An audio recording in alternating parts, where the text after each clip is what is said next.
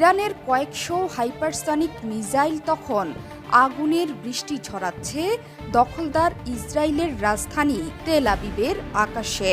ভয়ে তখন তেল আবিবের বাসিন্দারা কোথায় লুকাবে তাই খুঁজে হয়রান। ইসরায়েলের গোটা মন্ত্রিসভা ইঁদুরের মতো মাটির নিচের বাংকারে লুকিয়েছে। একের পর এক মিসাইল আছড়ে পড়েছে তেল আবিবের আশপাশের ৩টি সামরিক ঘাঁটিতে।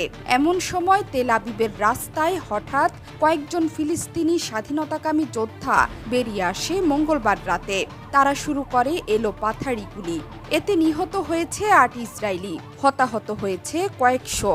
মঙ্গলবার রাতে যেন নরক দেখল ইসরায়েল।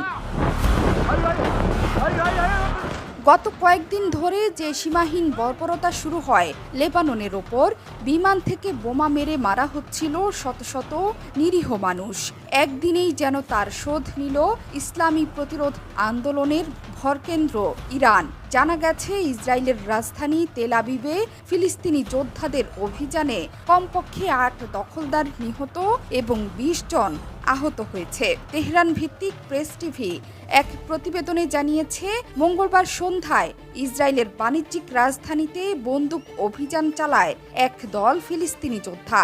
এতেই হতাহতের ঘটনা ঘটে। স্থানীয় একটি টিভি চ্যানেলের ফুটেজে ফিলিস্তিনি যোদ্ধাদের একটি রেল স্টেশনে নেমে গুলি চালাতে দেখা গেছে। তবে তাদের বিষয়ে বিস্তারিত কিছুই জানায়নি তেল আবিব। অন্যদিকে ইসরায়েলের জাতীয় জরুরি সেবা কর্তৃপক্ষ জানিয়েছে, জাফায় একটি রেল স্টেশনের কাছে এই হামলা হয়েছে। হামলার পরপরই বেশ কয়েকজন আহতকে উদ্ধার করে স্থানীয় হাসপাতালে নেওয়া হয়েছে।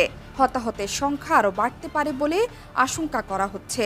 তবে ইসরায়েল ভিত্তিক সংবাদ মাধ্যম টাইমস অফ ইসরায়েল বলছে, এই হামলায় এখন পর্যন্ত ৬ জন নিহত হয়েছে। ফিলিস্তিনি প্রতিরোধ আন্দোলন হামাস এবং অন্যান্য প্রতিরোধ গোষ্ঠীগুলো বলছে, এই আক্রমণ গাজায় ইসরায়েলের বর্বরতার স্বাভাবিক প্রতিক্রিয়া মাত্র।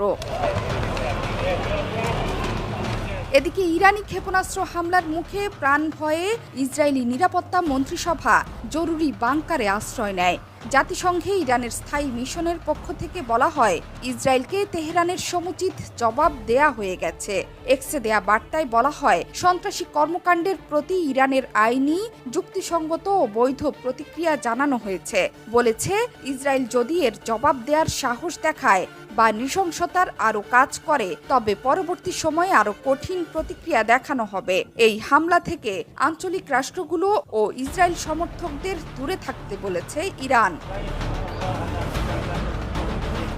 জোহরা চৌধুরী সেতু, ৭১।